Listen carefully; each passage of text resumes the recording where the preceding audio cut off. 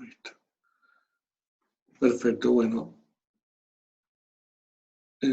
Arrancamos nuestra clase sexta y hoy vamos a hablar del tema de conductores. Vamos a empezar hablando de este tema que nos va a llevar más o menos 3 clases. La clase de hoy posiblemente sea más corta que la última clase. No quiero adelantar tanto respecto de las clases prácticas. Pero bien. Bueno, el tema de conductores, entonces. Lo que vamos a hablar son de los que se llaman conductores ideales y qué es primeramente un conductor. Bueno, un conductor es un material, en general estamos hablando de metales, que lo que tienen es que los átomos de esos metales, en general son átomos pesados, tienen muchos electrones, y hay algunos electrones que están más alejados del núcleo de ese átomo, y esos electrones que están en las capas más externas de cada átomo, que son del orden de 1 a 2 electrones por átomo, se pueden extraer más fácilmente que de otros elementos de la tabla periódica, y esos electrones que se arrancan de los átomos son libres de moverse dentro del material. Entonces, la clave en un conductor es que son materiales en donde hay electrones más o menos libres. Están más o menos libres porque se pueden mover dentro del material, es más difícil arrancarlos por completo del material, aunque sí puede ocurrir también eso. Por otro lado, además, en ese movimiento que tienen, al ser arrancados de un átomo, dejan a ese átomo con una carga positiva, con un ion positivo, y esos iones positivos que quedan, o sea, los átomos que quedaron habiéndose desarrancado los electrones, forman lo que se llama una red iónica, que después de alguna forma afecta a esos electrones que están moviéndose, y eso lo vamos a ver más adelante, cuando veamos los modelos de conducción, de corriente, en estos materiales. Bueno, los metales no son el único tipo de material que pueden conducir corriente. En general hay muchas cosas que pueden conducir corriente, incluyendo nosotros, nuestro cuerpo humano, el agua también, pero digamos, la facilidad con que la corriente pueda ser conducida es lo que clasifica las cosas como conductores o aislantes, en donde no es tan fácil extraer los electrones y hacerlos mover en el material. Pero bueno, otros ejemplos de conductores conocidos y que vamos a en algún momento considerar son las soluciones salinas, en donde por un fenómeno que se llama electrólisis, algo de química, hay también allí electrones libres, pero también los iones pueden moverse. A diferencia de los metales, en donde los iones estos que quedan formando la red iónica, la red cristalina del material, esos iones no son fáciles de mover, y uno supone generalmente en un modelo de conducción en un metal que los iones están fijos y que los que se mueven son los electrones. En las soluciones salinas las dos cosas pueden moverse, y eso es, entonces hay posibilidad de conducir carga. Otro ejemplo son los plasmas, que es un estado de la materia, en verdad. Los plasmas son gases que a muy alta temperatura, en donde a las altas temperaturas los átomos también se ionizan, y hay cargas negativas, que son los electrones de nuevo, y cargas positivas, que son los átomos que quedaron cargados al perder un electrón, y en ese gas a alta temperatura, bueno, hay movimientos de carga y conducción. Y es otro ejemplo, el cual existe en la naturaleza, pero no vamos a mirar muy en detalle en esta materia. Entonces, bueno, nos vamos a quedar por ahora con casi por el resto de lo que ven en esta materia, con los metales, como ejemplo de conductores. Y en esta primera parte lo que vamos a estudiar son las propiedades de los conductores manteniéndonos dentro de la electrostática. ¿Sí? Más adelante, en la siguiente parte de la materia, en la siguiente mitad, vamos a ver las situaciones en donde la carga está en movimiento, la existencia de lo que se llaman corrientes, pero por ahora nos quedamos con una situación electrostática. ¿Eso qué significa? Significa que vamos a esperar en un material hasta que las cargas se queden quietas. Eso va a ocurrir, depende de lo que uno le haga al material, ¿no? Porque si uno un material lo somete a un campo eléctrico y le da un camino a ese material por donde los electrones circulen, ese movimiento de carga se puede mantener sostenido en el tiempo, ¿no? Eso es lo que vamos a ver a posteriori cuando eso, en la siguiente parte de la materia. Pero si uno no le da un camino a los electrones para que circulen, van a llegar a una situación de equilibrio, y entonces nos podemos quedar con esa situación y estudiarlo desde ese punto de vista dentro de la electrostática. Entonces hay una serie de propiedades en ese caso, en donde estamos en un material en donde los electrones en principio se podrían mover, son libres de moverse, pero hasta que estén quietos, y ese material va a cumplir con algunas propiedades que ahora vamos a enumerar.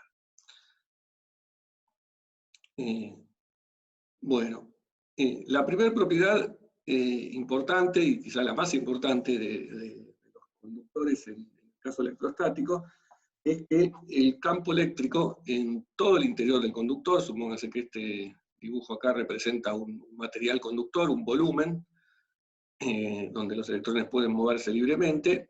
Bueno, el campo eléctrico en el interior de ese conductor tiene que ser cero.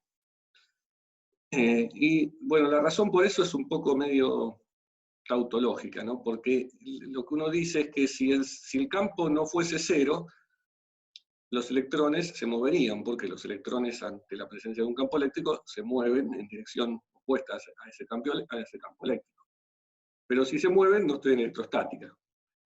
Bueno, pues si quiero estar en electrostática y digo que estoy en electrostática, entonces no puede haber campo. Y esa es un poco la demostración de que en electrostática un conductor tiene que tener el campo nulo adentro. Pero lo que sucede es que las cargas se acomodan en el conductor de forma tal que el campo se anule en el interior. Bueno, una vez que uno se convenció de que eso sea así, y eso pasa en electrostática, también recordemos que en electrostática una propiedad que vimos era que el campo eléctrico podía derivarse de una función, el potencial eléctrico, y obtenerse como el gradiente de esa función. Que el campo eléctrico sea cero en todo el interior del conductor, lo que significa es esta segunda propiedad, y es que todo el volumen del conductor es un equipotencial. ¿Sí? ¿Por qué? Porque el campo es cero, entonces el gradiente del potencial es cero, o sea, el potencial no depende de la posición en ningún punto interno del conductor. Bueno, si es constante el potencial, entonces en todo el volumen también lo va a ser en toda la superficie. Lo cual entonces nos lleva a la siguiente propiedad de los conductores en electrostática, y es que si existiese algún campo en la superficie del conductor, ese campo solamente podría tener componente perpendicular. ¿Sí? Por dos cosas que simultáneamente uno puede decir. Una es que si sabemos que la superficie del conductor es una equipotencial, o sea, tiene potencial constante, el gradiente de ese potencial tiene que ser siempre perpendicular a las superficies equipotenciales, ¿sí? Por las propiedades de lo que es el gradiente, y como el gradiente del potencial es el campo eléctrico, bueno, el campo eléctrico tiene que ser perpendicular. La otra forma es volver a decir lo que uno dijo en el punto 1, y es que si hubiese alguna componente tangencial del campo a la superficie, o sea, paralela a la superficie, los electrones que están en la superficie del material se podrían mover sobre esa superficie, y de nuevo no estarían en electrostática. Como estoy en electrostática, esos electrones no se mueven, Entonces la única que no puede haber componente tangencial del campo eléctrico, a lo sumo podrá haber una componente normal. ¿Sí? Y ahí ya cuando, en la presencia de una componente normal, uno no la puede descartar porque en ese caso los electrones, para que se vayan del material, ya no es tan sencillo. O sea, es sencillo hacer mover un electrón en un conductor dentro del conductor, pero arrancarlo de ese material, bueno, ahí la estructura misma, la estructura iónica que queda, la red cristalina del conductor, no me deja arrancarlo tan fácilmente, ¿no? Es el hecho de que tenga un material de un lado y del otro lado tenga, no sé, aire, hace que no sea tan fácil arrancarlo. Si bien, como vamos a ver al final de la clase, algunos fenómenos bastante interesantes tienen que ver con esa posibilidad de arrancar carga o electrones de los conductores. Bueno, entonces esta es una tercera propiedad. Lo que uno va enumerando son distintas propiedades que después sirven para entender situaciones, ¿no? Una era entonces que el campo eléctrico se anula en todo punto interno al conductor. El otro es que la superficie del conductor es un equipotencial, su volumen interno también, y que el campo eléctrico es normal a la superficie del conductor. O sea, en los conductores, las líneas de campo, si las hay, que vienen por afuera, van a tener que entrar o salir perpendicularmente de la superficie del conductor. Bien. Bueno, consecuencia de todas estas propiedades que estamos enumerando es esta otra cuarta propiedad, que es el hecho de que toda la carga que pueda haber en un conductor tiene que concentrarse en la superficie. O sea, no puede haber carga en el interior del conductor. ¿Por qué sucede esto? Bueno, alcanza con invocar el teorema de Gauss para eso.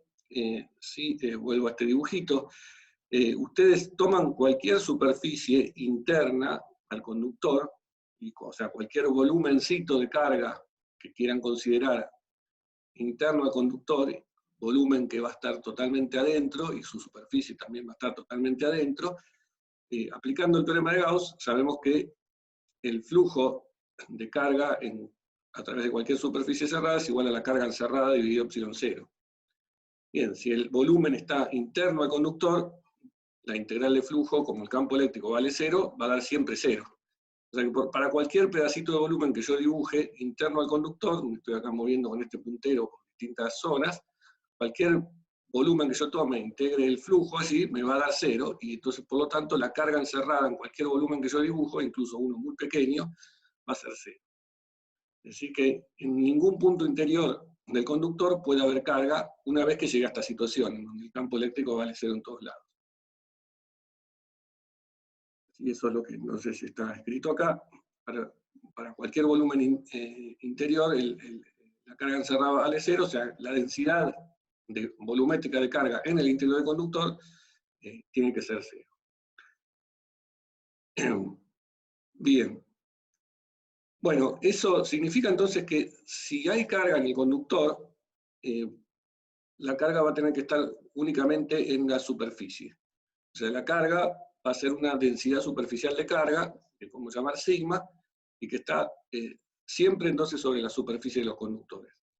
Esa carga que está sobre la superficie de los conductores, podría ocurrir que el conductor esté cargado, o sea, que haya una carga neta, porque yo lo cargué con algo, no sé, froté al conductor, como en la primera clase hablábamos de esta generación de carga por frotamiento, con una lana o con algo de ese estilo, y logré arrancarle ahí sí electrones al conductor, o a la lana, se los arranqué y se los pasé al conductor, entonces lo cargué. Y cuando lo cargo, esa carga lo que uno ve es que si espera hasta la situación electrostática, se distribuye sobre la superficie. También podría pasar que el conductor yo no lo haya cargado, no tenga carga neta. Sin embargo, como vimos, en los conductores hay electrones que pueden estar más o menos libres, y esas cargas libres que se pueden mover, una vez que llega a la situación electrostática, se quedan quietas, pero se podrían distribuir por el conductor. Acabamos de ver que no se pueden distribuir adentro, la densidad de carga 0, pero no inhabilitamos la posibilidad de que se distribuyan en la superficie. Bien, aún entonces, si el conductor no tiene carga neta, puede pasar que tenga una distribución de carga en la superficie, distribución de carga que esa densidad superficial no va a poder ser constante si la carga neta es cero, porque la carga neta la voy a poder obtener como la integral de la densidad de carga en toda la superficie, y entonces en algunos puntos va a tener que ser positiva y en algunos puntos va a tener que ser negativa. O sea que la densidad de carga superficial no necesariamente es constante. Si me estoy anticipando un poco a algo que vamos a ver ahora en un ratito, en donde van a ver algún ejemplo de esa situación, ¿no? Donde uno tiene densidad de carga en un conductor y que no es constante y se acumula de algún lado la carga positiva y del otro lado la carga negativa. Bien, bueno, y esto nos lleva a una siguiente propiedad, y es esta propiedad que está puesta acá con el número 5, y es el hecho de que en puntos muy próximos a la superficie del conductor, o sea, en la superficie del conductor o cerquita de la superficie del conductor, del lado de afuera, el campo eléctrico vale la densidad de carga que haya en la superficie del conductor dividido epsilon 0. Donde quién es esta sigma que está aquí es la densidad superficial de carga en el conductor. Y n es la normal externa. Bueno, ¿de dónde sale esto, que el campo eléctrico valga esto en la superficie de un conductor? Lo que uno puede hacer es aplicar Gauss a un pequeño cilindrito, que posiblemente ya hayan visto este tema de usar cilindritos de Gauss, o aplicar Gauss a una superficie cilíndrica. Esto consiste en un cilindro, justamente en la superficie cilíndrica que tiene dos tapas.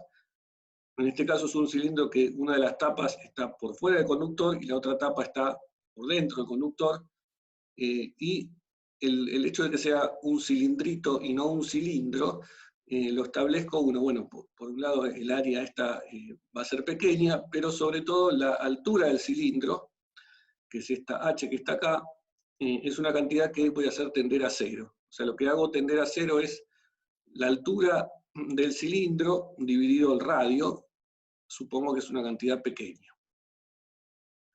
Bien, entonces, tomando este cilindrito especial y aplicando el teorema de Gauss a ese cilindrito, lo que sé es que la integral sobre cualquier superficie cerrada, en este caso sobre la superficie formada por el cilindrito, las dos tapas y todo el lateral del cilindro, eso me tiene que dar la carga encerrada por el cilindro, por el volumen que encierra el cilindro, dividido epsilon 0. Bueno, resulta que si hacen el flujo del campo eléctrico en este cilindro, lo que resulta es que por un lado tiene el flujo del campo eléctrico en la tapa superior. Sabemos ya que el campo eléctrico en la superficie del conductor apunta en la dirección normal, o sea que el E como vector apunta a la misma dirección que la normal que interviene acá en la integral esta de flujo. Entonces esto puedo decir que es el campo eléctrico en la misma dirección que la normal, por el área de esta tapa, que si supongo chiquitita, puedo aproximar el campo eléctrico por un valor fijo dentro de ese área chiquitita.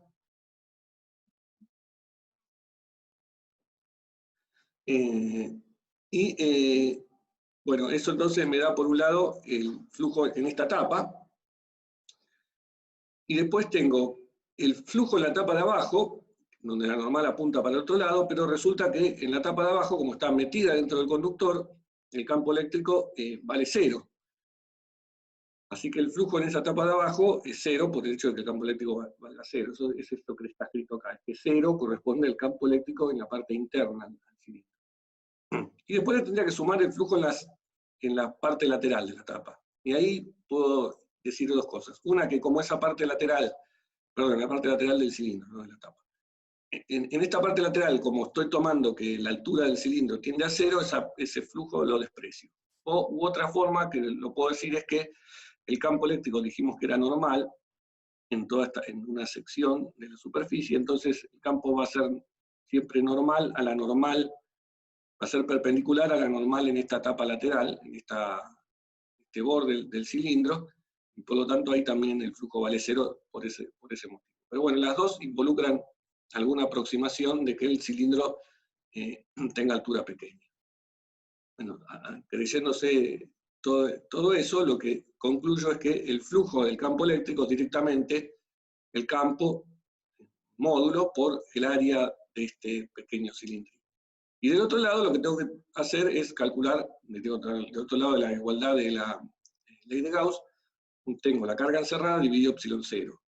Bien, la carga encerrada es la carga que está encerrada en este cilindrito, y acabamos de decir hace un ratito que en los conductores la carga está concentrada en la superficie, o sea, toda esta superficie tiene una densidad de carga sigma, y entonces la carga encerrada es la densidad superficial por el área esta del cilindro, justamente porque es el mismo área que está dibujada sobre la superficie del conductor, dividido epsilon 0. Lo cual, bueno, uno acá puede cancelar este área de los dos lados, y lo que le queda es que el campo eléctrico es sigma sobre epsilon 0, y ya habíamos dicho antes que ese campo eléctrico apuntaba a la normal, y entonces obtengo este resultado que está aquí recuadrado, y es que el campo eléctrico es sigma sobre epsilon 0 apuntando en la dirección normal. ¿Sí? Bien.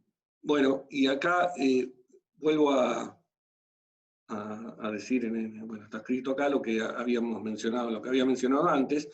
En general, la densidad superficial de carga no va a ser constante en un conductor, en particular en el caso en el que la carga neta total en el conductor sea cero, tendría que ocurrir en ese caso que la integral de la densidad de carga en toda la superficie del conductor sea cero. ¿Sí? Y entonces, bueno, o bien no hay densidad de carga, directamente vale cero, pero si lo hubiera, porque yo le hago algo al conductor para hacer mover las cargas en ese conductor y esperar hasta que se queden quietas, pero cambio en la distribución de equilibrio que tenía, en ese caso, si la carga neta total inicial era cero, y le hice algo al conductor para que haya distribución de carga, esa distribución no puede ser constante, ¿no? Porque si fuera constante la saco acá fuera de la integral y me daría una situación imposible. El área a cero o algo por el estilo. Bien.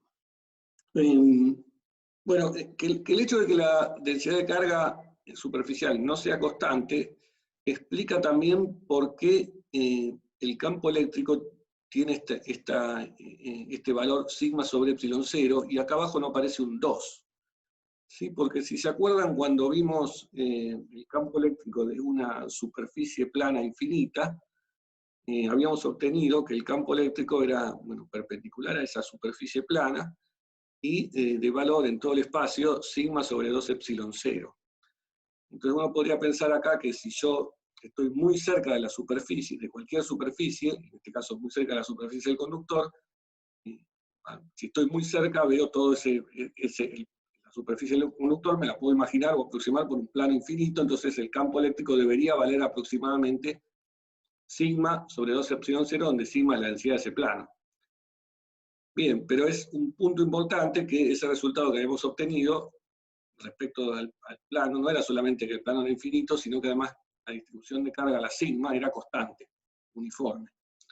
Y acá eso no es así, no es así en general, prácticamente nunca, salvo en conductores esféricos y bajo ciertas situaciones donde uno le afecta externamente de forma tal de mantener la simetría. Entonces sigma no es constante, entonces eso explica en parte por qué no hay un 2 ahí, ¿no? O sea, no es la misma situación que antes, por eso uno no debería esperar el mismo resultado que antes. Bien. Bien, bueno, entonces aquí ya tenemos todas estas propiedades, seguimos ahora viendo más propiedades de los conductores, y para eso bueno, avanzamos un poquito más y pensemos en alguna situación que podría darse en la que combino cosas que vimos antes con estas cosas nuevas que estamos aprendiendo ahora sobre los conductores.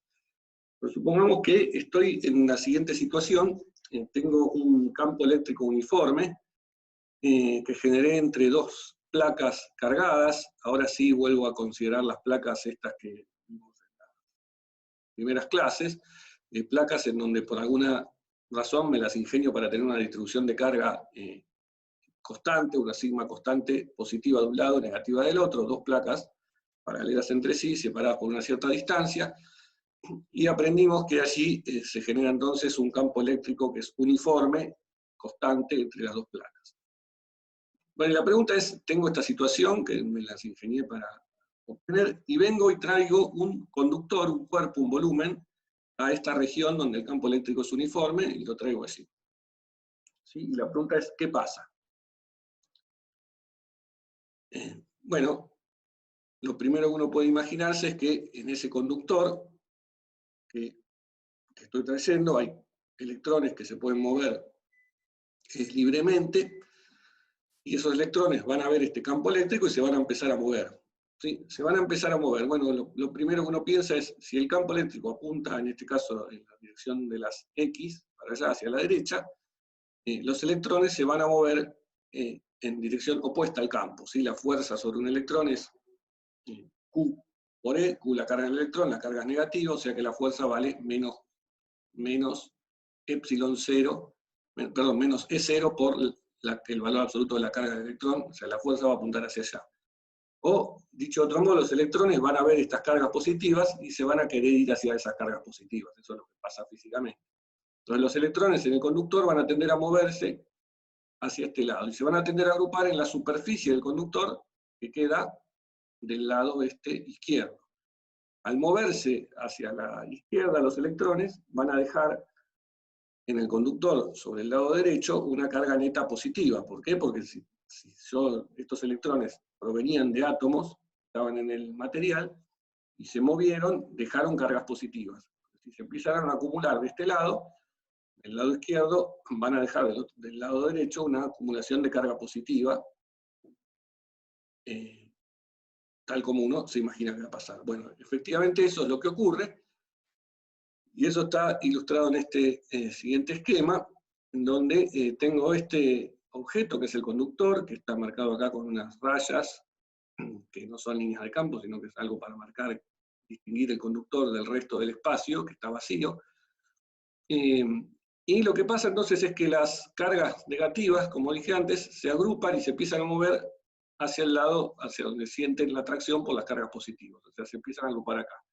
Esperamos hasta que todo se quede quieto, y si estoy en electrostática, lo que tiene que pasar es que el campo eléctrico se anule adentro del conductor. Entonces uno llega a una situación, como está ilustrada acá en este dibujo, en donde las cargas se reacomodaron de forma tal de que el campo eléctrico en el interior quedó apantallado. ¿Sí? Esto se llama el efecto de apantallamiento, que da lugar a algo que vamos a ver siguiente transparencia, que se llama el blindaje, que también vamos a ver, esa palabra se usa cuando veamos unas cosas que se llaman capacitores. Pero bueno, físicamente entonces uno lo que se imagina que pasó es esto que acabamos de describir: se distribuyeron las cargas, y fíjense que cuando las cargas estas se distribuyen sobre la superficie y tengo cargas negativas de un lado y cargas positivas del otro, eso me genera internamente, si pienso en el campo generado por esta distribución de cargas solamente ahora, y veo un cuerpo que tiene cargas negativas de un lado y cargas positivas del otro, eso me genera un campo eléctrico generado solo por esas cargas que apunta hacia la izquierda. ¿Sí? Porque las líneas de campo tienen que salir de las cargas positivas hacia las negativas. Lo que sucede es que ese campo que se generó por esta distribución de cargas compensa exactamente al campo que tenía antes, el campo uniforme que tenía antes, el de la página anterior. Fui para el otro lado. Compensa ese campo al campo que yo tenía antes, de forma tal que el total me dé 0. Entonces, si ahora dibujo las líneas de campo, que es esto que pretendía hacer acá, lo que ocurrió es que las líneas de campo inicialmente, que eran paralelas, equiespaciadas, se me distorsionan. Las líneas de campo tienen que ser tales que a la superficie del conductor el campo eléctrico tiene que ser perpendicular a ese conductor. Entonces acá el dibujo no está del todo bien, no lo hice perfectamente bien, bastante mal, por cierto, pero las líneas estas deberían entrar siempre perpendiculares si estoy en el caso de un conductor en electrostática, como estamos. Y Y también las líneas, tanto las que entran como las que salen, tienen que ser exactamente perpendiculares a la superficie del conductor. Si me voy lejos de donde está el conductor, esas líneas vuelven a ser las líneas del campo uniforme. O sea, lejos de donde se encuentra el conductor, las líneas vuelven a estar más o menos equiespaciadas, y el campo eléctrico lo puedo aproximar más o menos por el valor constante que tenía. Pero cerca se me distorsionó bastante, y tanto se distorsionó que en el interior del conductor el campo eléctrico se hizo. Bueno, entonces esta propiedad, como dije, se llama apantallamiento, y lo que uno logra hacer cuando tiene este conductor es tener una región adentro del conductor en donde el campo eléctrico se anula, ¿sí? Se compensa el campo eléctrico externo que tenga. Bueno, esa situación puede ser de utilidad, bueno, depende cómo la use, ¿no? En el caso anterior yo tenía un conductor, y si quisiera encontrarme con alguna situación en donde digo, bueno, hay un campo eléctrico afuera y yo quiero resguardarme de ese campo, me meto adentro de este conductor. Pero si el material es todo conductor, meterme adentro no tengo espacio, no me puedo meter adentro de un metal, entonces lo que se hace es construir un conductor que sea hueco. Entonces vamos a estudiar ahora algunas propiedades interesantes que tienen estos conductores huecos, o sea que tienen una cavidad en su interior. Primero, una cuestión así medio esquemática o conceptual. ¿Qué pasa cuando tengo un conductor que tiene una cavidad en su interior y en esa cavidad no tengo carga? ¿Sí? No hay ninguna carga dentro de la cavidad, y el conductor es solo esta cobertura que rodea la cavidad. ¿Sí? Podrá tener un grosor más o menos grande, pero me queda claro que el conductor es lo que está rodeando la cavidad, y después afuera está el exterior. Bien, una cosa que sé es que si este material es conductor, y de nuevo espero hasta la situación electrostática, el campo eléctrico en el interior de todo el conductor tiene que valer 0. Bueno, lo que se puede ver es que el campo eléctrico también, si no tengo carga adentro de la cavidad, también tiene que ser 0. Para eso me tengo que convencer que de la siguiente situación, ¿no? Habíamos dicho que adentro de un conductor el campo eléctrico vale siempre 0, y que las cargas en un conductor, por este hecho de que el campo eléctrico vale siempre 0 y que uno aplica Gauss a cualquier volumen interno al conductor, la carga en el interior del conductor, o la densidad de carga, se anula. Así que entonces la carga solamente se puede agrupar sobre la superficie del conductor. Bien, en este caso la superficie puede ser una superficie la que rodea en la parte externa al conductor, o también hay otra superficie, que es la superficie interna, o la que rodea la cavidad. Si eso es parte de la superficie del conductor. Este conductor es hueco, entonces tiene dos superficies, una interna y una externa. Entonces, en principio, uno podría tener carga en ambas superficies, ¿sí? Esta sigma E llamo a la densidad de carga en la superficie externa, y una sigma I que llamo a la densidad de carga en la superficie interna. Bien, lo que se puede ver es que la densidad de carga en la superficie interna tiene que ser 0. Bueno, para eso hay que pensar un poquito en qué pasaría si no hubiese densidad, si no fuese así, o sea, si la densidad de carga en la superficie interna fuese distinta de 0.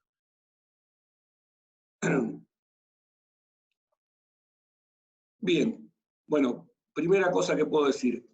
Supongamos que entonces hay densidad de carga en el interior del conductor.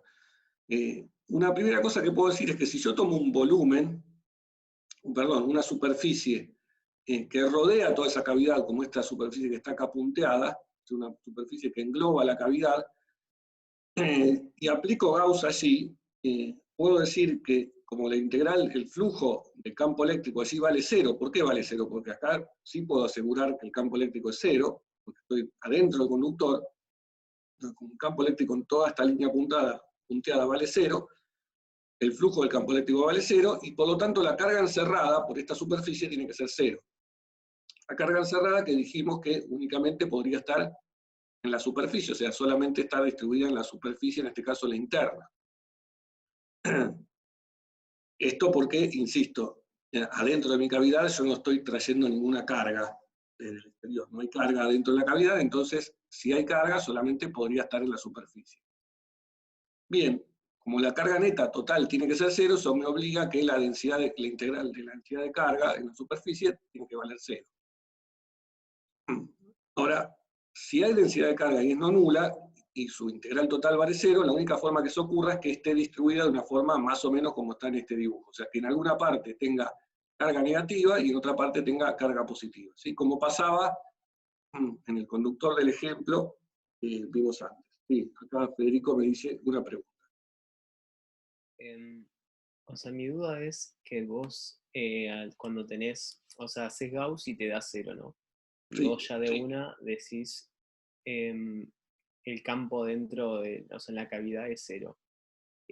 Como estás midiendo el flujo, ¿no puede pasar que se compense de manera que te dé cero sin que la densidad de superficie, o sea, en la cavidad la densidad de carga sea cero?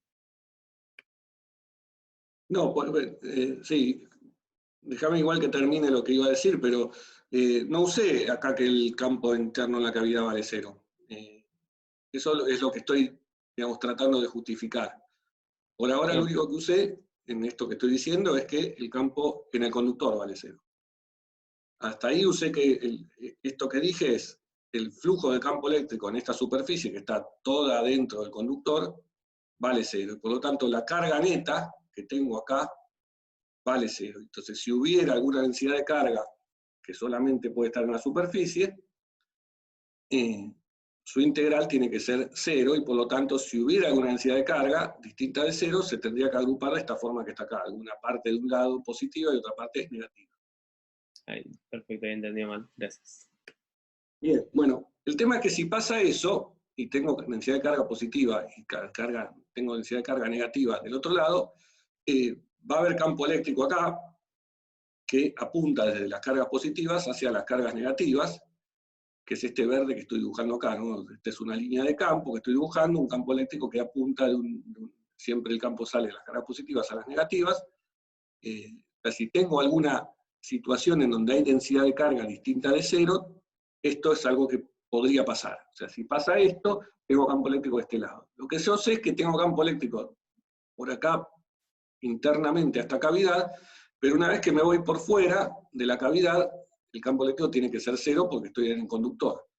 Bueno, entonces, ¿qué pasa si yo tomo una curva como esta que está acá en verde, cerrada, y calculo la circulación del campo eléctrico, o sea, la integral del campo eléctrico a lo largo de toda esta curva, cantidad que habíamos visto la clase pasada, y hago el cálculo de esa cantidad? Bueno, por esta parte de la curva el campo eléctrico me da cero, o sea que eso no aporta a la integral de la circulación. Y de esta parte, que está en verde, dije que si había carga positiva de un lado y carga negativa del otro, eso me da una línea de campo eléctrico que apunta para allá, y al circular, eso me va a dar algún resultado positivo, algo, me va a dar un número que no es cero. ¿Sí? No hay forma de que esta circulación me dé cero si es que yo tengo diferencia de carga o distribución de carga como esta que dibujé acá. Y esta que dibujé acá es un posible ejemplo, pero no es que la carga se distribuya así. Pero para cualquier caso que yo me imagine que haya distribución de carga, que haya densidad de carga interna, que sea distinta de cero, que esta sigma i sea distinto de cero, me puedo dibujar algún circulito como este que dibujé acá, una curva cerrada como esta que dibujé acá, y usar el mismo razonamiento. Bien, pero esto sabemos que no puede pasar. En electrostática esto es cero siempre. Por lo tanto, ¿de dónde sale este resultado, digamos, incorrecto o imposible? Sale de pensar que hay distribución de carga. Entonces la única que me queda es que no haya distribución de carga, que la densidad de carga interna tiene que ser siempre cero. Bien, entonces, con esto ya me convencí que no hay, si me convencí, no digo que sea fácil convencerse, normalmente esto cuesta, pero si me convencí que no hay densidad de carga interna, no me queda nada, ninguna cuestión, ninguna fuente de campo que me genera un campo acá adentro. Entonces, con eso también concluyo que el campo acá adentro tiene que ser cero. ¿Sí? No hay carga, no hay distribución de carga, y la carga, lo sumo, se fue para acá afuera. Entonces, en un conductor que tiene una cavidad de esta forma, no solamente vale cero el campo eléctrico adentro del conductor, sino que también vale cero el campo en la cavidad interna, y si hubiera alguna densidad de carga, está toda metida en la parte externa, en la superficie externa del conductor. O sea, se produce básicamente ese apantallamiento que dijimos, de forma tal que si alguien viene y trata de imponer algún campo externo por afuera, o llevo este conductor hueco a un lugar donde había un campo externo, las cargas se van a distribuir todas sobre la superficie externa para apantallar el campo en todo el interior, tanto en el interior del conductor como en el de esta cavidad. ¿Sí? Siempre y cuando, insisto, en que yo no traiga ninguna carga adentro de la cavidad, ¿no? Si yo traigo la carga dentro de la cavidad, obviamente voy a generar un campo eléctrico, ¿sí? Y esto que dije no se aplica. Pero si yo no traigo ninguna carga, puedo estar tranquilo que acá adentro el campo eléctrico va a valer cero. Bueno, entonces, ese efecto que se debe a ese apantallamiento que acabamos de ver, que en este caso lo aprovecho dentro de una cavidad, es lo que se utiliza en la práctica para construir lo que se llaman las jaulas de Faraday. No sé si habían oído hablar alguna vez de estas cosas. Faraday es un científico británico que fue uno de los primeros que las propuso, estas llamadas jaulas de Faraday, o estos dispositivos. A Faraday lo vamos a ver después cuando veamos la ley de inducción de Faraday, un poco más, con algo aún más relevante que él descubrió, que es una de las leyes de Maxwell. Pero bueno, entonces este es el nombre que tienen. ¿Y en qué consisten? Consisten justamente en una capa conductora, o una jaula, que tiene de hecho una forma, muchas veces de jaula, en donde la utilidad que tienen es que me aísla de los campos externos, ¿sí? Me permite apantallar, y ese apantallamiento se produce por el conductor, que forma parte de esa jaula, de esa cobertura exterior que tengo, y me aísla de los campos externos eléctricos, sí, los campos eléctricos externos.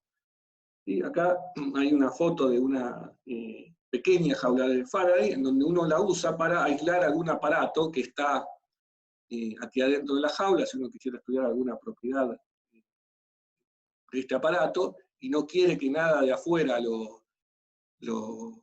perturbe, lo puede poner adentro de esta jaula, ese aparato, y aislarse, ¿no? Y eso se usa mucho a veces en los laboratorios, cuando uno quiere estudiar cosas de electrónica y de ese estilo, tratando de aislar a los aparatos. En verdad, eso también ocurre en la práctica, en los artefactos electrónicos.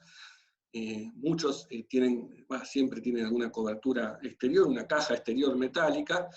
Es clave que esta cobertura sea metálica, que sea una cosa conductora, de forma tal de aislar lo que está dentro, ¿sí? Un equipo de audio viejo, no de los que se usan ahora, pero los viejos, como yo estoy viendo uno acá que tengo hacia la izquierda en mi casa, y también tiene una caja, bueno, el microondas también, etc. Los dispositivos que lo que aíslan, esas cajas, o esas jaulas de Faraday, esa cobertura metálica que tiene todo el exterior, es de la electrónica que está dentro del aparato. Bueno, y también uno la puede hacer en una jaula grande en donde entre una persona. Yo tengo acá un videíto, vamos a ver si se ve.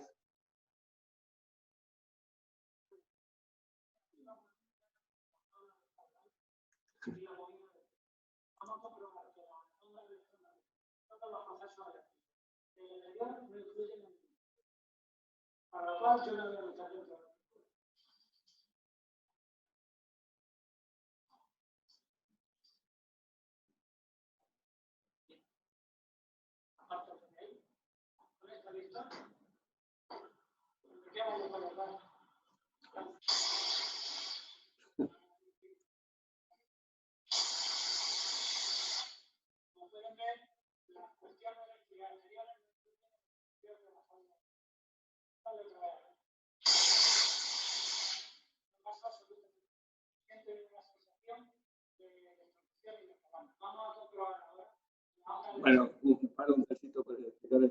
Este señor bastante gracioso, por eso puedo elegirlo.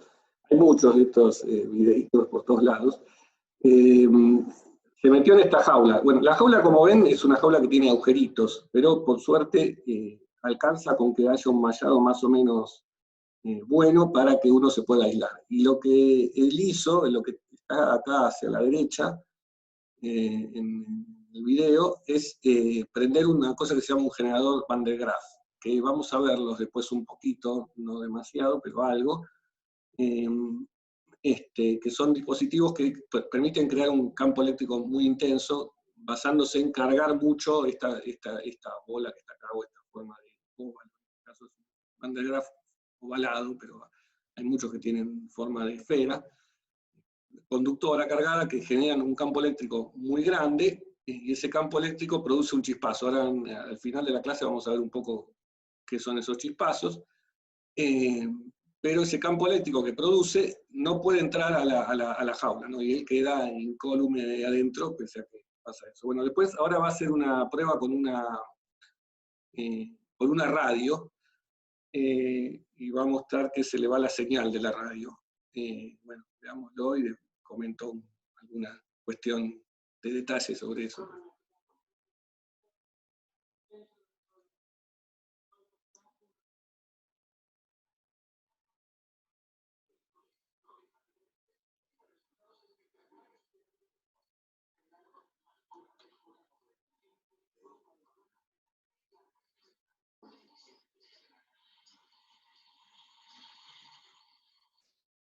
Déjame ver si lo radio. Espera. Ahora sí que se escucha la radio. Vamos a comprobar cómo la bobina de tela es capaz de producir una onda electromagnética que viaja por el espacio y le enciende un globo fluorescente sin cables. Bueno, se lo saco, pero sigue divirtiéndose.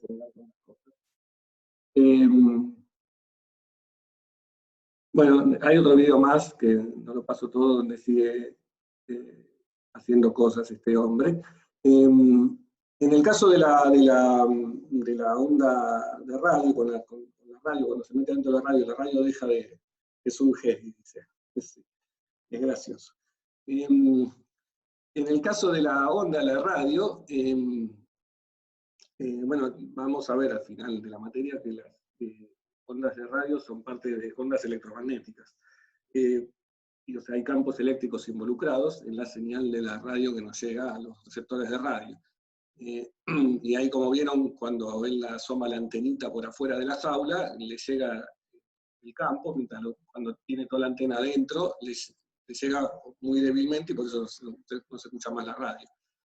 Bien, ahí hay, además de varias aproximaciones de que la jaula no es perfecta, otra importante es que el campo eléctrico que produce, que se genera con una onda de radio, no es un campo eléctrico estático, como esto que estamos considerando aquí. Entonces, cuando los campos dejan de ser estáticos, la jaula no es tan perfecta en aislar. En particular, si uno genera un campo de variación temporal muy rápida, o sea, ondas de muy alta frecuencia, esas sí pueden llegar a penetrar. En general, lo que pasa es que, por suerte, esas ondas de las que haya de alta frecuencia no afectan tanto, o sea, tienen poca amplitud. Bueno, en el caso de las ondas de radio, sí las puedo pensar como casi electrostáticas, porque la frecuencia de variación de las ondas de radio es muy baja.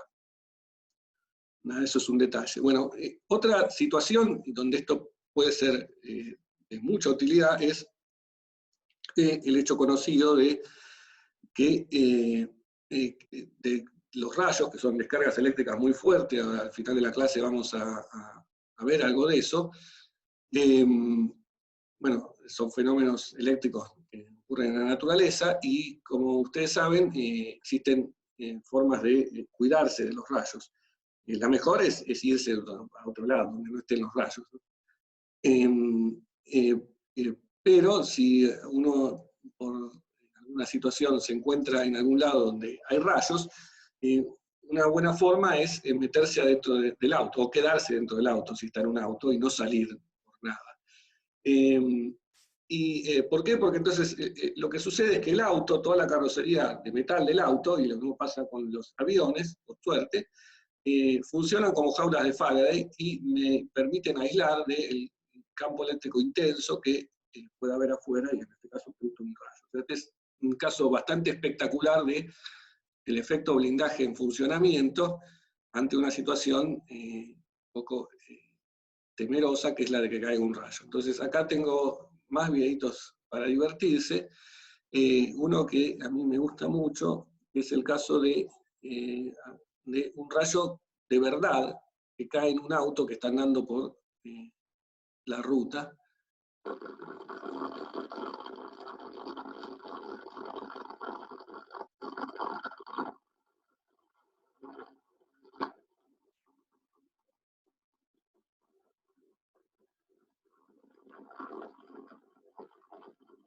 Si lo vieron, bueno, el auto se paró ahí, supongo.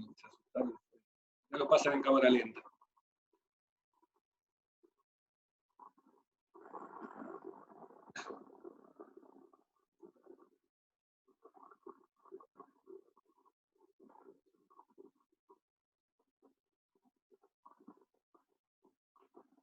Bien, ahí termino el video.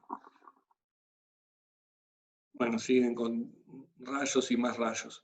Bueno, lo que allí pasó es que cayó ese rayo, la gente se salvó, los que estaban adentro. No salieron carbonizados, todos están sorprendidos. Sí, ahí ese video es bastante bueno, impresionante. Lo que puede sucederle al auto, no parece ser el caso de ese, porque creo que todavía andaban las luces, es que se joda la electrónica y deje de andar el auto, ¿no? Pero la gente que estaba adentro se salvó, o sea, por eso dije que si hay rayos, lo mejor es salir rápido de donde haya rayos, pero a veces puede pasar, como en este caso, ¿no? Que eso ocurra. Bueno, después el último video, no sé, lo muestro un cachito, es un video un poco más largo. Este es uno de esos tipos, tengo dos, perdón, hay uno que me salté, que es este de pruebas. Es lo mismo, ¿no?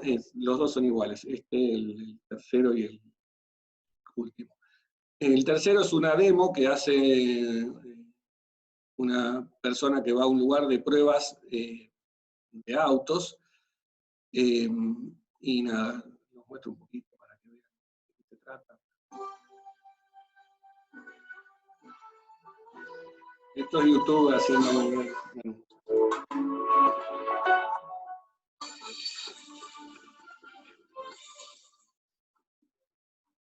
Este es el laboratorio de alta frecuencia de la Universidad de Stuttgart, donde se investiga sobre protección contra rayos. El profesor Stefan Bollen nos mostrará cuán peligroso es un rayo para un auto. De allá arriba viene el rayo. ¿Puedo subir seguro al auto? Mejor no, porque pueden abrirse las bolsas de aire. Vayamos detrás del cerco de seguridad. Sí, mejor. Bueno, es un poco largo todo. ¡Qué fuerte! ¿Solo un ruido? No, el auto no arranca. El rayo dañó la electrónica. ¿El rayo? Con gusto. Vamos a ver solamente Por la las parte que dudas, se mete. Susane no se mueve, tampoco toca la carrocería.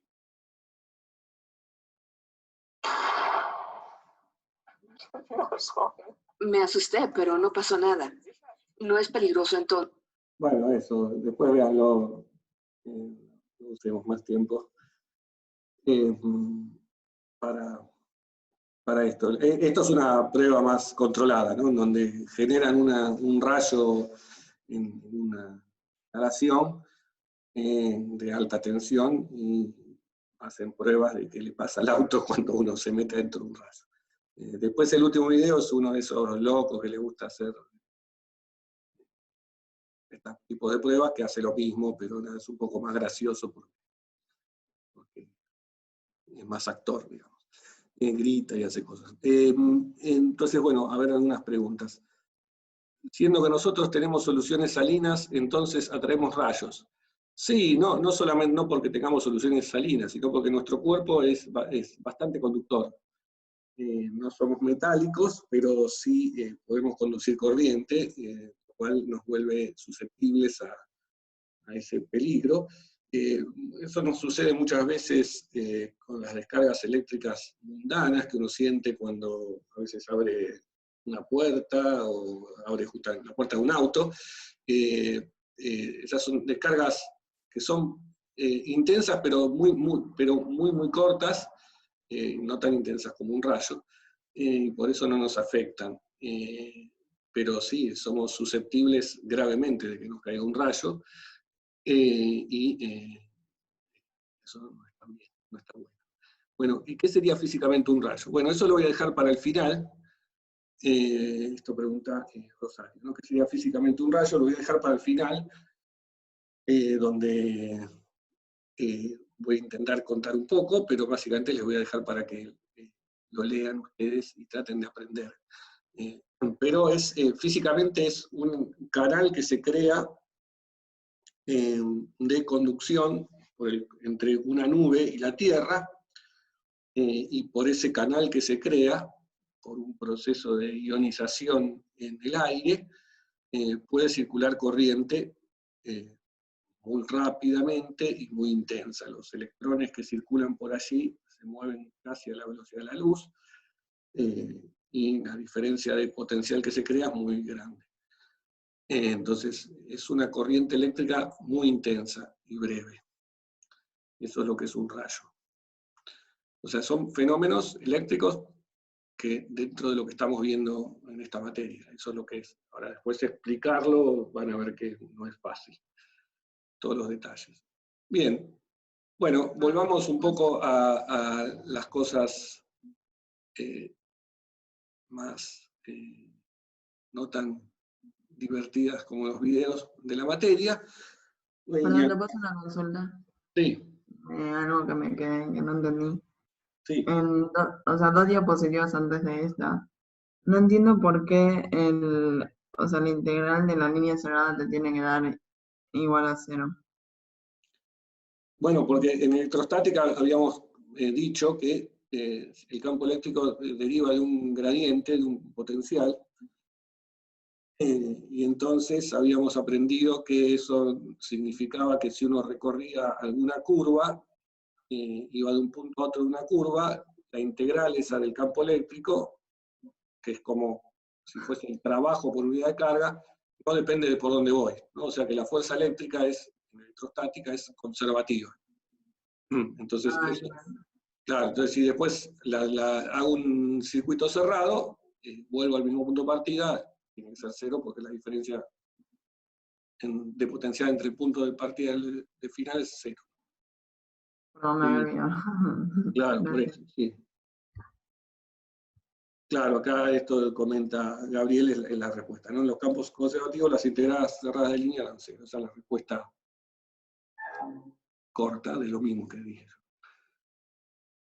Bien, perfecto. Bueno, sigamos. Bueno, ¿qué pasa si, entonces ya vimos que si no había ninguna carga dentro de la cavidad, con eso me quedaba tranquilo de que el campo eléctrico dentro de la cavidad vale 0, y la carga en la superficie interna era 0.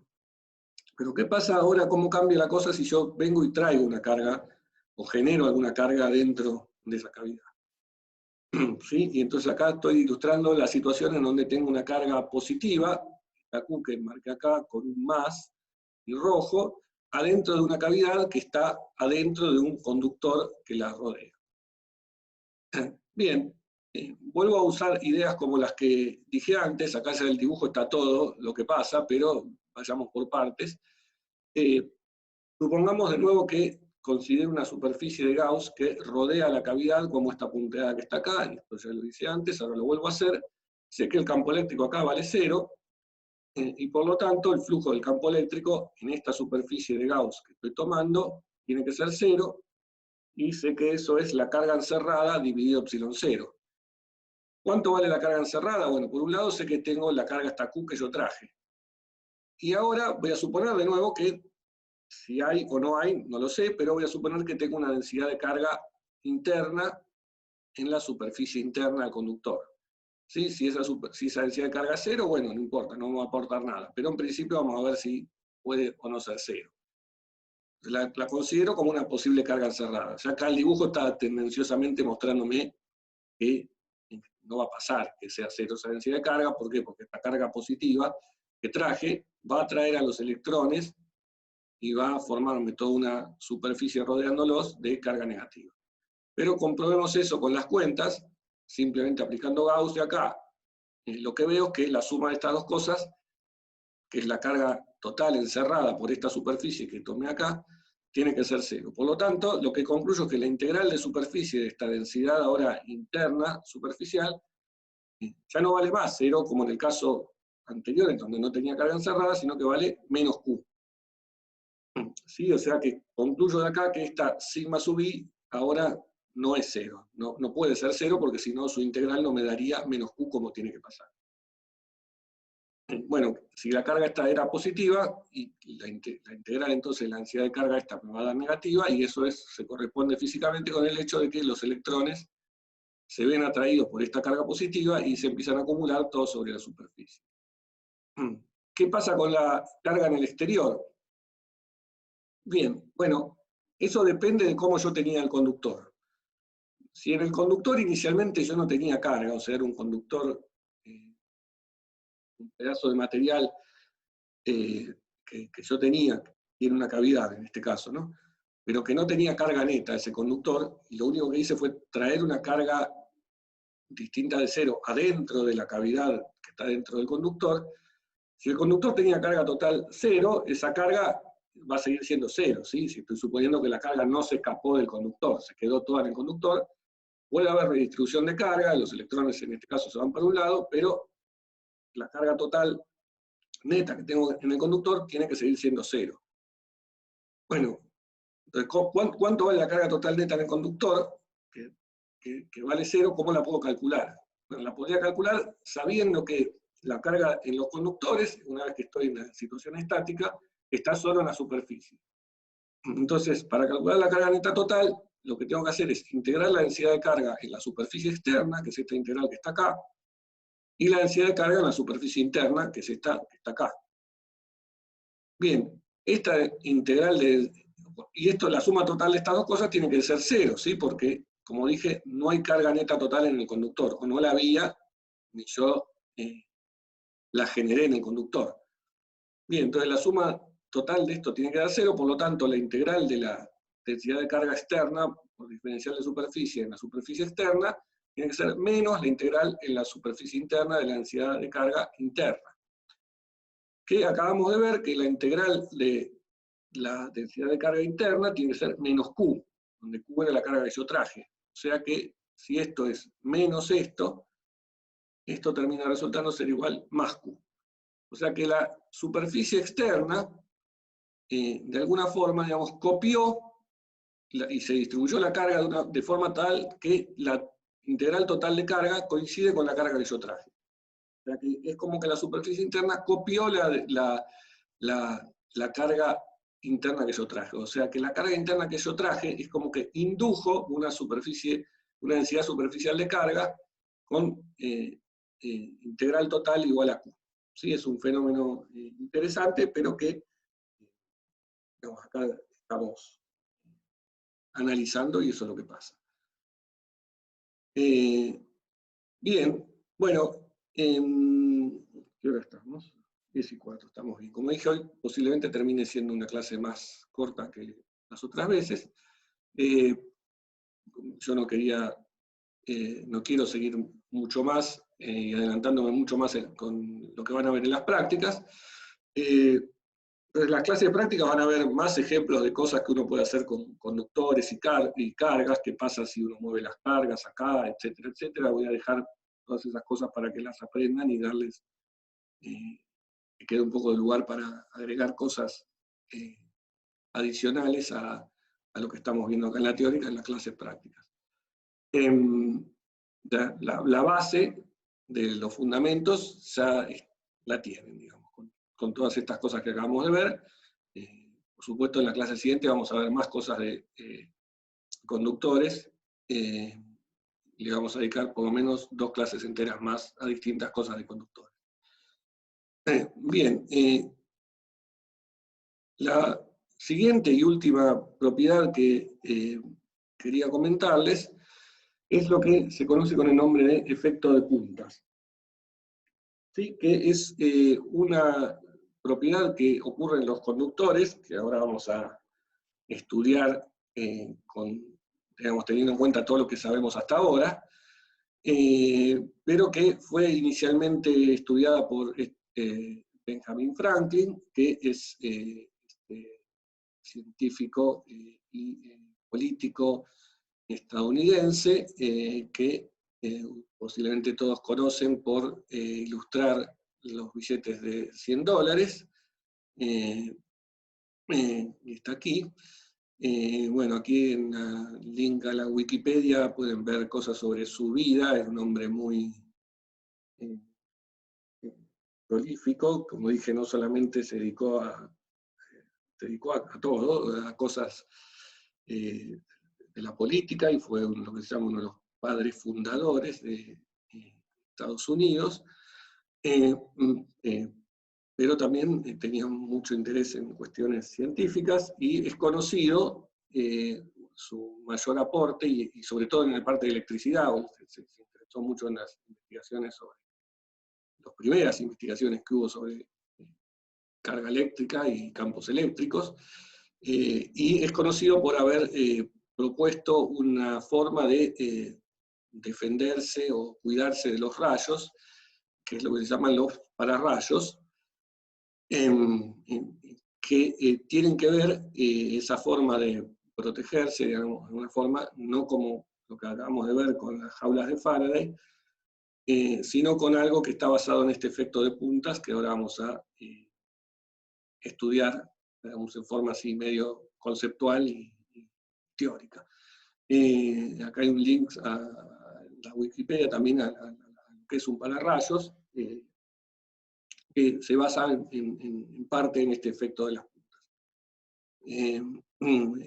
Bueno, como anécdotas, bueno, Franklin, para estudiar estas cosas, usó unos barriletes que tenían una forma de punta, de hecho, valga la redundancia, del barrilete, y los remontaba y estudiaba cómo los rayos pegaban en esos barriletes. Hay una ilustración famosa de él ahí, que la pueden ver en este link cuando lo miren, y tuvo suerte en que no le pasó nada haciendo estos experimentos. No son recomendables hacerlos en sus casas. Otros señores que quisieron estudiar la propuesta que él tenía para defenderse de los rayos con nuestros pararrayos, no la terminaron tan bien como él, que pudo seguir con vida. Y nada, otra cosa curiosa es que la idea que tenía Franklin era que el pararrayos de alguna forma iba a repeler los rayos, y que poniendo una cosa de forma de punta metálica iba a poder evitar que caigan los rayos, y justamente la parte más útil del pararrayos es lo contrario, es que atrae al rayo de alguna forma, o permite que el rayo vaya por ese canal, de forma que uno lo pueda controlar y no destroce todo un edificio y las instalaciones que uno tiene. Y lo que uno hace es hacer conducir esa corriente muy intensa por ese pararrayo, la manda a tierra y queda todo más o menos en orden, ¿no? Esta idea es la de los pararrayos actuales que existen en la actualidad. Bien, todavía veamos un poco las cuentas, más allá de estas historias. Que es la siguiente propiedad, ¿no? Es la propiedad de que el campo eléctrico en un conductor es más intenso en las regiones que tengan mayor curvatura en la superficie del conductor. O sea, en las regiones en donde el conductor es más puntiagudo, el campo eléctrico va a ser más intenso, ¿sí? Acabamos de ver que vamos a usar esa propiedad de que el campo eléctrico es igual en un conductor la superficie del conductor es la densidad de carga dividido epsilon 0, apuntando en la normal, o sea, hay un campo normal siempre al conductor, y decir que es más intenso en una región que en otra, es consistente con el hecho de decir que la densidad de carga no es constante dentro de la superficie de un conductor, y entonces si vale el campo eléctrico sigma sobre epsilon 0, y sigma no es constante, el campo eléctrico tampoco va a ser constante. Y lo que se puede ver es que es más intenso el campo eléctrico, y por lo tanto también la densidad de carga va a ser más intensa en las regiones en forma de punta. Acá hay una aclaración que a mí me sirvió siempre porque a veces es confuso esto de qué quiere decir mayor curvatura. La curvatura de algo, de una curva, se la define como la inversa del radio de la curvatura. Por lo tanto, algo que tenga, y el radio de curvatura es dibujar dentro de una curva, por ejemplo esta que estoy dibujando acá, circunscribir una circunferencia allí, que en este caso tiene radio R1, y cuando esa circunferencia que yo circunscribo tiene un radio más chico, como este R1 que es más chico que este R2, o sea, esta es una circunferencia más grande, la que está de este lado que de este lado, el radio de curvatura es este R1 de este lado del conductor y de este lado es R2, pero la curvatura es la inversa del radio de curvatura, por lo tanto en la zona donde el radio de curvatura es más chico, la curvatura es mayor. Lo que estoy diciendo de nuevo es que en la zona donde tengo una punta, que tengo un radio de curvatura menor, la curvatura es más grande, o sea, cambia más rápidamente la curva. Eso es el concepto de curvatura, es que la curva cambia más rápidamente de dirección. Y eso ocurre claramente en una punta. Bien, entonces, para hacer la cuenta, bueno, hay distintas formas de hacerlo, esta es una. Otra es usar dos bolas, dos esferas unidas por un hilo conductor. Bien, yo voy a seguir esta forma de hacerlo, que es la que está contada en el libro del Trelles, que más o menos sigo, y es la siguiente. Bueno, la idea es que, supongamos que estoy en esta situación, tengo este conductor así, que tiene una forma más puntiaguda de un lado que del otro, y quiero calculo primero el potencial cerca de las regiones de un lado a las regiones del otro. La idea es que el potencial generado por esta zona de la superficie lo voy a aproximar por el potencial de un casquete esférico de radio igual al radio de curvatura que tiene esta parte de la superficie. Entonces, el potencial de un casquete esférico lo vimos, en realidad lo que vimos fue el campo eléctrico, lo calculamos en una clase cuando vimos el teorema de Gauss, la ley de Gauss, calculamos el campo eléctrico de una esfera, vimos que era la carga dividido el radio al cuadrado, ¿sí? Por la constante eléctrica. En potencial sale de integrar esa expresión, ¿sí? Porque la derivada del potencial es el campo eléctrico, o sea que integrando el campo eléctrico puedo sacar el potencial, y el potencial entonces va como carga dividido radio.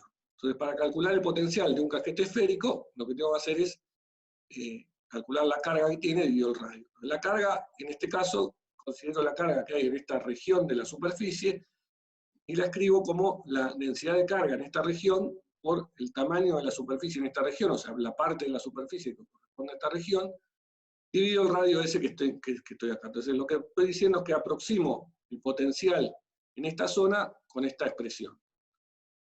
Donde lo que puedo decir es que la parte de la superficie que estoy considerando acá la voy a escribir también relacionada con el radio y el ángulo sólido que subtiende la superficie respecto al origen. Bien, lo tengo en algún lado. Entonces supónganse que tengo el origen acá, uso ese origen, y el ángulo sólido que va a subtender eso es este delta omega, y el pedacito de superficie, este es radio al cuadrado por delta omega. Y esto habíamos visto que es del significado de lo que era el ángulo sólido cuando vimos Gauss, salía esta expresión. Con lo cual entonces si reemplazo este delta S1 acá, lo que me queda es que el potencial es la constante eléctrica por sigma 1, R1 al cuadrado dividido R1, me queda sigma 1 por R1 por el delta omega.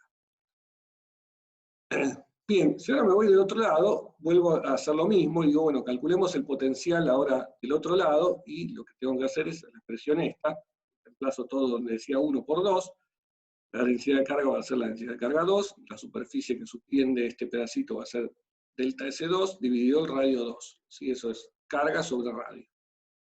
El delta de superficie S2 lo escribo ahora como radio al cuadrado por el mismo ángulo sólido, porque estoy mirando, digamos, parado en un mismo origen, mirando un pedacito que subtiene un mismo ángulo sólido. Con lo cual, el resultado es que el potencial calculado de este lado me queda sigma 2 por R2, ¿sí? Volviendo a hacer lo mismo, poniendo acá el R2 al cuadrado, que se me cancela con el de abajo, por delta omega y por K. Ahora resulta que si estoy en un conductor, el potencial tiene que ser constante en todo el conductor. Por lo tanto, el potencial que calculé de esta forma, de este lado de la superficie, así, tiene que coincidir con el potencial que calculé de esta forma, así. Estas dos cosas tienen que ser iguales.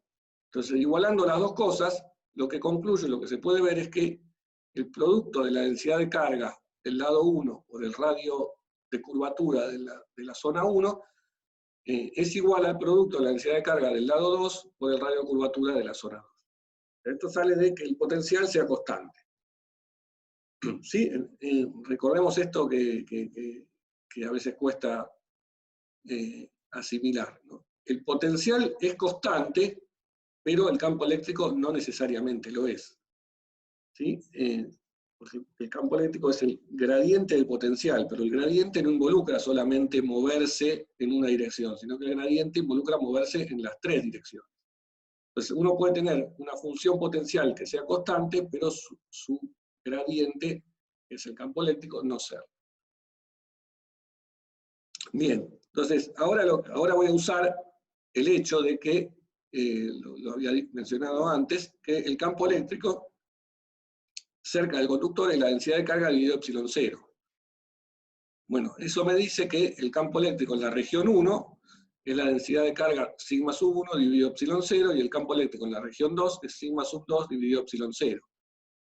Con lo cual, usando esta igualdad que está acá, lo que concluyo es que el cociente entre el campo eléctrico en 1 y el cociente en campo eléctrico en 2, que es sigma 1 dividido sigma 2, ¿sí? Porque el campo eléctrico es directamente proporcional a la densidad de carga, usando esta igualdad que tengo acá, es la inversa de el cociente entre los radios, sería el radio 2 dividido el radio 1. ¿Sí? Y si estoy en una zona, en un conductor que tiene un radio de curvatura mucho mayor de un lado que del otro, como es el de este dibujo, lo que me queda es que este cociente es mucho más grande que 1, y por lo tanto el campo del lado donde la curva es más intensa tiene que ser mucho más grande que del lado 2. Entonces, en resumen, y más o menos demostrado, por qué sucede este efecto puntas, y que hace que en las zonas donde haya curvatura muy grande, el campo eléctrico sea más grande. Bien. Bueno, esta es una propiedad, como dije, que digamos, sacamos más o menos con las cosas que vimos hasta ahora. Bueno, una cosa que entonces puede pasar, y esto nos va a dar pie a ver un poquito más algo de los rayos, es que el campo eléctrico en esas zonas de puntas sea muy intenso. Tan intenso que puede llegar a romper el aislamiento del aire que lo rodea. El hecho de que el aire sea un aislante se quiebra cuando el campo eléctrico en una región es muy intenso, porque eso puede dar lugar a que se arranquen los electrones, ya sea del conductor o mismo del aire que está ahí rodeándolo, y se empiecen a mover desde afuera, saliendo del conductor o entrando, según sea el signo de ese campo, ¿no? Y ese fenómeno se llama ruptura eléctrica, o electrical breakdown, y también se lo conoce con el nombre de rigidez dieléctrica. Aplicando esto de dieléctrico, vamos a verlo en unas clases, los dieléctricos son aislantes. En este caso, lo que está refiriéndose uno es a la parte del aire, que es el dieléctrico en este caso. El conductor es conductor, lo que rodea, que es el aire, uno lo piensa como un aislante, y lo que estudia es cuán grande tiene que ser el campo para romper esa propiedad de aislamiento que tiene, o de aislante que tiene el aire. Por eso se habla de la rigidez dieléctrica. Bien, bueno, cuando pasa eso, esos electrones se empiezan a mover, ahí en la zona cercana al conductor, en el aire, y se mueven, adquieren bastante energía y pueden chocar o colisionar con las moléculas del aire que están ahí dando vueltas. En particular, generalmente el aire tiene gran cantidad de oxígeno, también algo de nitrógeno, y cuando chocan con esas moléculas pueden arrancar otros electrones de esas moléculas, y entonces se da como un proceso en cascada, donde un electrón arranca otro electrón de otra molécula, o a veces dos, y esos dos electrones que arrancó pueden ir y arrancar otros electrones de otras moléculas, y se da como una cascada, y eso se llama ionización, y cuando eso ocurre, los átomos de estas moléculas de aire que quedaron cargados positivamente, rápidamente buscan de recuperar la neutralidad, o sea, capturan otros electrones que estaban dando vuelta, y cuando ocurre esa recuperación de la neutralidad, emiten luz, ¿sí? Y eso se ve con una luz de color tipo azulado, que es la luz que emiten en general estos gases, oxígeno y nitrógeno, cuando se produce ese fenómeno, y también se escucha, porque se produce una onda de sonido, ahí se produce un cambio de presión en esa zona del aire, y se escucha como chispazos. Entonces acá en esta parte tengo un link a lo que son los chispazos, también ahí en Wikipedia pueden leer un poco más de eso. Hay un dibujito mostrando eso, entre dos puntas de dos conductores que producen esa chispa que actúa como un canal de conducción de los electrones en el aire, y ese canal y esa ionización tan intensa se puede ver y escuchar, ¿no? Con ruidos. En este caso de la foto, esto es una, digamos, ionización que ocurre en forma continua, o sea, puede perdurar bastante tiempo. Los chispazos, estos son nombres nada más, el fenómeno es el mismo, el fenómeno eléctrico que se produce y el fenómeno de ionización es el mismo, pero cuando es algo más de corta duración se lo llama chispazo, cuando es más permanente se lo llama arco eléctrico. Bien, y entonces una cuenta que uno puede hacer así, es una cuenta así medio con los dedos, de tratar de ver de qué campos eléctricos estamos hablando, de qué orden son los campos eléctricos para que este fenómeno se produzca. Bueno, lo que se sabe es que los electrones en general, según en el medio en el que se estén moviendo, van a ir colisionando con las moléculas de ese medio, en este caso el medio es el aire. Eso va a depender también de la densidad del aire y de la presión. En este caso se sabe que más o menos a presión atmosférica, el electrón recorre una distancia de 1 micrón entre dos colisiones, o sea, 10 a la menos 6 metros, y que para ionizar y arrancar otro electrón de estas moléculas se necesitan del orden de, se necesita energía para eso, para arrancar esos electrones de las moléculas, de los átomos, digo, de oxígeno y nitrógeno, se necesitan del orden de 10 electron volts. Entonces acá introduzco esta unidad de energía que se llama electron volt, que sale de combinar, de pensar, bueno, la diferencia, recordemos que la energía potencial era la carga por el potencial. O sea, la diferencia de energía potencial va a ser la carga por la diferencia de potencial.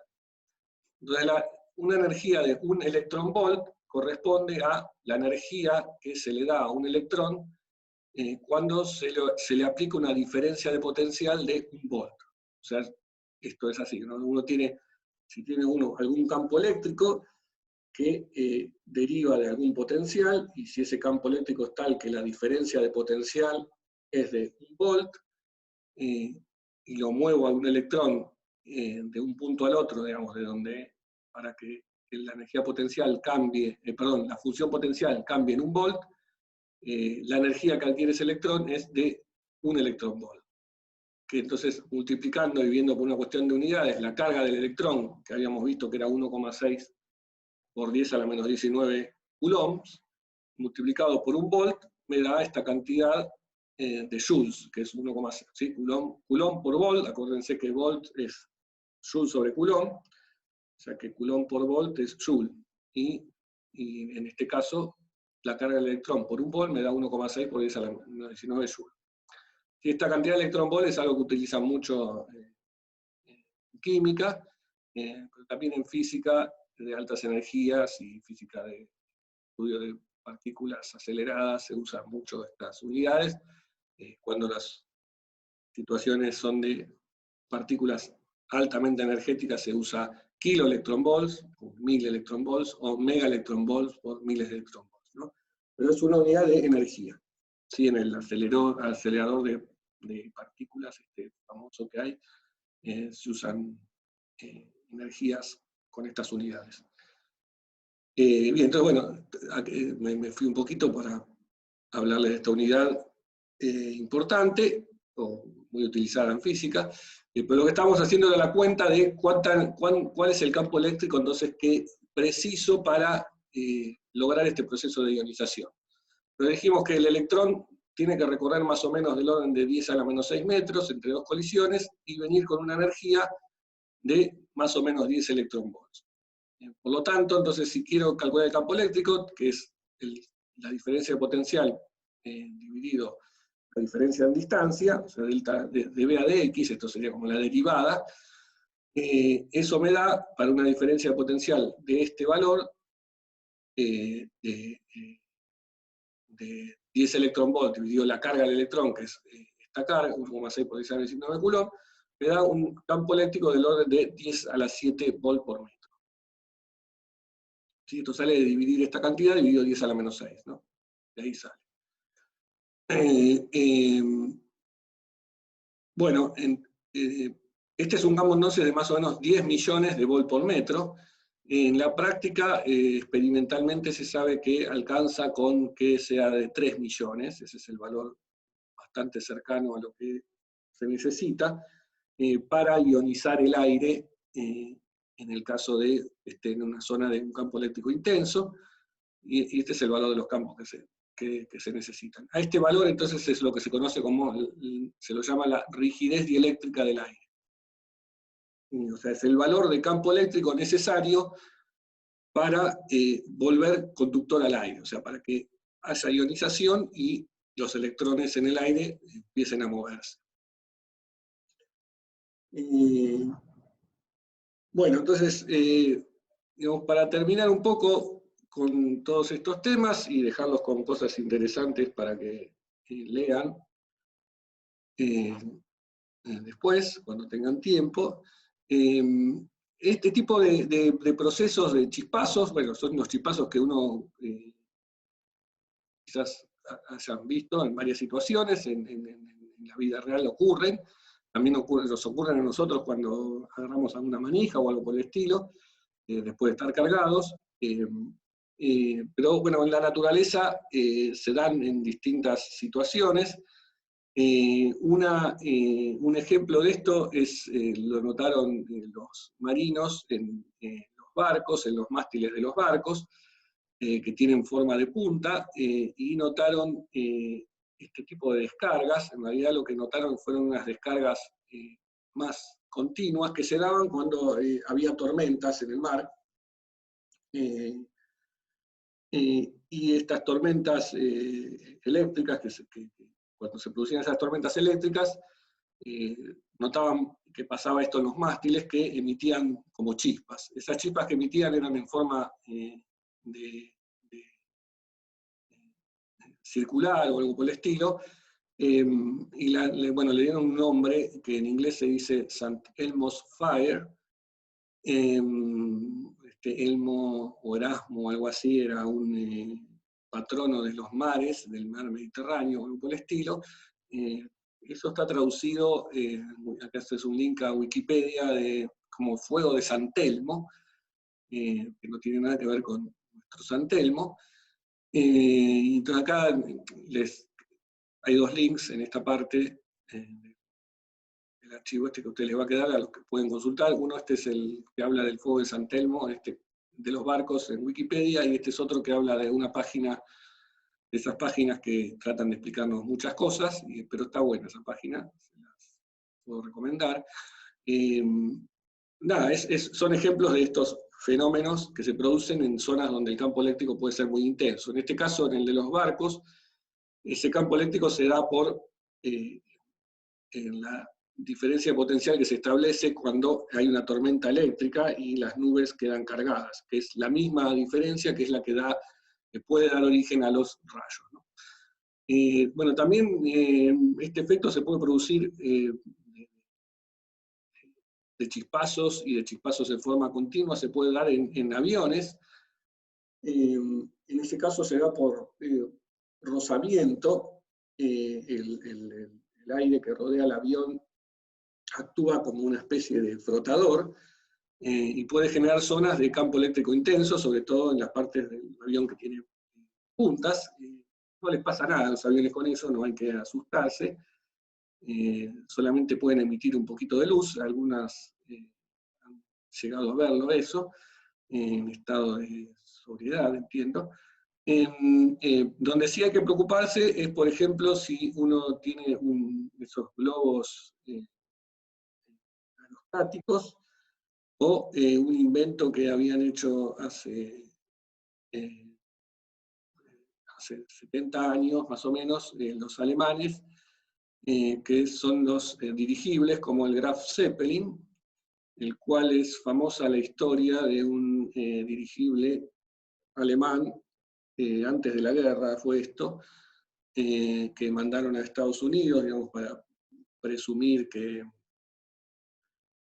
habían podido hacer un dirigible con gente adentro, cruzó el Atlántico. Este dirigible se llamaba Hindenburg, pero cuando llegó a Nueva York no se sabe bien qué pasó. Algunos piensan que fue un sabotaje, pero la explicación más natural, plausible, es que pasó por cerca de una torre y había ahí una diferencia de densidad del aire. Eso rozó, y cuando rozó generó estos chispazos, y estos chispazos, que como dije son inofensivos en general, en una cosa que está llena de gas inflamable puede ser un desastre, y lo que pasó ahí fue que se prendió fuego todo ese dirigible. Bien, en situaciones más técnicas donde se producen esos chispazos es muchas veces en las líneas de alta tensión. Y ahí, todas estas cosas que estoy diciendo son los mismos fenómenos eléctricos, ¿no? Pero según donde sean tienen distintos nombres. Cuando se habla de ese fenómeno de las líneas de alta tensión, se habla de lo que se llama el efecto corona, ¿sí? Que no tiene nada que ver con el coronavirus, pero curiosamente lleva ese nombre. Acá hay un videíto que, si estamos más o menos bien, los puedo mostrar. Otro videito porque es corto este. Subestación Maitenes, se graba la salida del seccionador 89,3-1, fase 1, fase 2 y fase 3. En los tres puntos se identifica corona en un extremo de la cadena de aislador. Bueno, después lo pueden ver bien ustedes. Ahí el señor el técnico, que parece ser de Chile, nos mostró ese efecto en las líneas de alta tensión, ¿no? Esos chispazos se llaman corona porque tienen esa forma redondeada, que ocurren en ese caso porque los conductores que están involucrados ahí son esos discos que estaban allí de forma circular, y tienden a formar esa chispa en forma de corona. Una diferencia importante es que eso se mantiene en el tiempo, digamos, dura un tiempo largo, a diferencia de un chispazo que es más rápido. Y después hay otro video acá que tengo de arcos eléctricos. De esta clase hay muchos videos. Voy a mostrar un cachito nada más. Está escrito mal ahí, eléctrico, ¿no? Pero no sé. Bueno, ese es bastante impresionante. ¿Sí? Salvando el eléctrico, pero sigue el video con distintos ejemplos en distintos lugares de tensión de esas cosas. Bueno, y un fenómeno natural, y con eso ahí ya termino con estos ejemplos, es el caso de los rayos, que son una situación natural que ocurre, no es algo generado por el hombre. Acá hay un dibujito, no sé qué pasó, que perdí la presentación.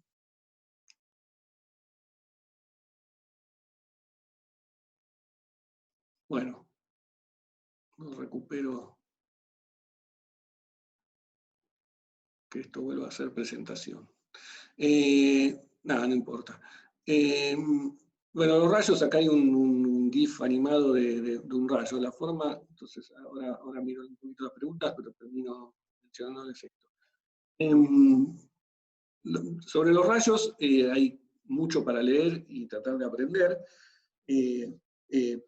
pero digamos, la forma rápida de entender qué es un rayo es basándose en lo que acabamos de ver para estas descargas eléctricas o estos chispazos. ¿Sí? Son chispazos bastante intensos, pero naturales, que se dan porque hubo en alguna región la posibilidad de que aparezca un campo eléctrico muy intenso que ionizó el aire, y ese aire ionizado generó esos electrones que se mueven muy rápidamente y que pueden, muy energéticamente, ionizan a las moléculas que están allí, crean en este caso un canal de ionización. ¿Sí? El fenómeno por el cual transcurre durante el rayo tiene varias etapas, a pesar de que es rápido, pero hay una primera parte que se llama el step leader, que es un primer electrón, un primer conjunto de electrones exploratorios que salen de las nubes por procesos bastante complicados y que tienen que ver más con termodinámica que con electricidad, aunque involucra una parte de electricidad que es la ionización del aire a la altura donde está la nube. Las nubes se cargan negativamente, digamos, por esos fenómenos que combinan termodinámica con electricidad, se cargan negativamente, y esa carga negativa empieza a atraer carga positiva en la zona cercana donde está la nube, abajo en la Tierra, en la superficie, y en algún momento la intensidad es tan grande, la diferencia de potencial que se produce es tan grande, que ese campo intenso rompe la ionización del aire, o sea, ioniza el aire y se genera ese canal por el cual los electrones circulan. Después hay una corriente que sube del rayo y se produce una ida y vuelta ahí de corrientes, que es lo que uno ve como esa cosa que se ilumina fuertemente. Como dije, entenderlo involucra combinar cosas de termodinámica con cosas de electricidad, y todavía es un tema de investigación, hay modelos distintos para entenderlos.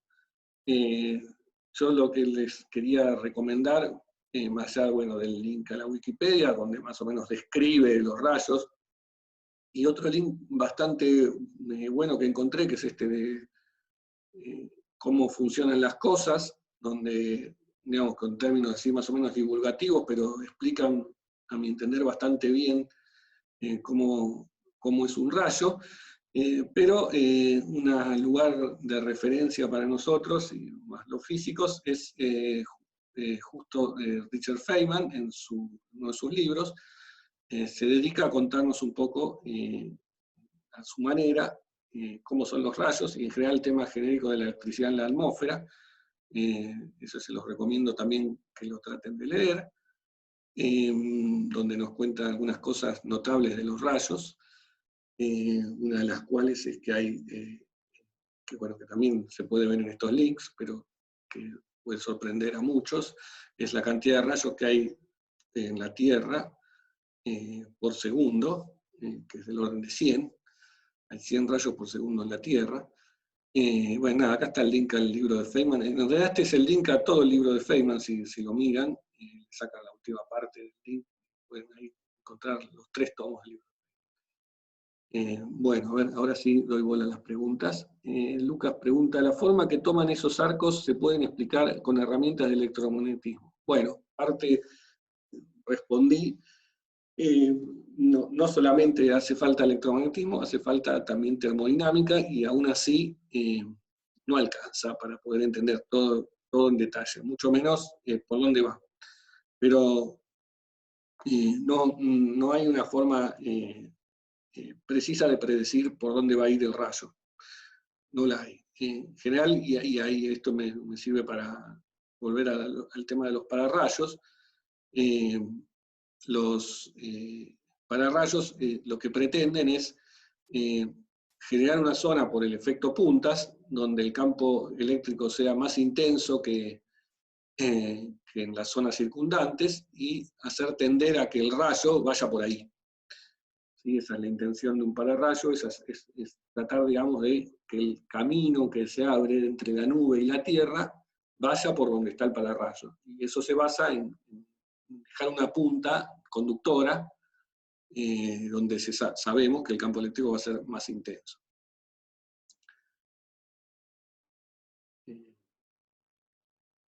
Bien.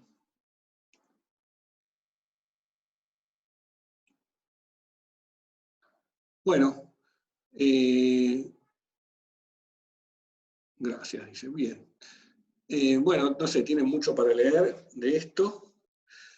Para divertirse, mirando los videos de nuevo, más videos, siempre pueden buscar más cosas. No se queden solamente con lo que yo les dejé, pero esto les puede servir de guía.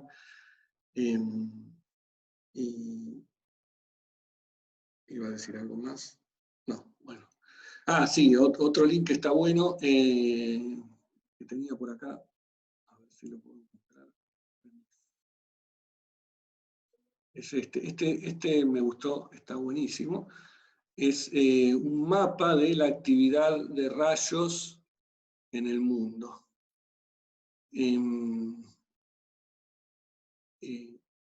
Me parece, esto es de días pasados, ¿no? Yo supongo que debe haber forma de encontrar el mapa más en tiempo real. Pero bueno, acá se ve zonas donde hay más rayos que en otras, y esa actividad constante que hay de rayos que es sorprendente, ¿no?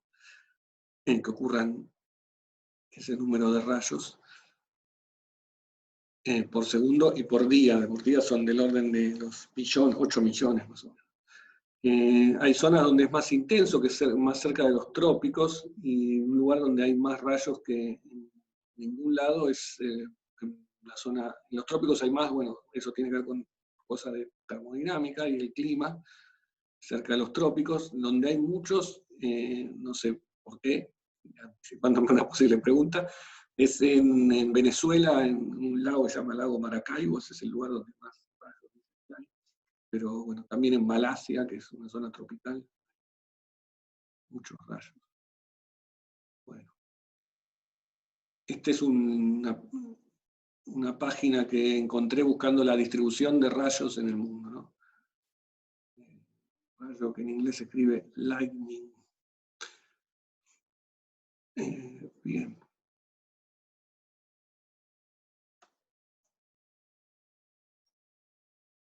Muy bien.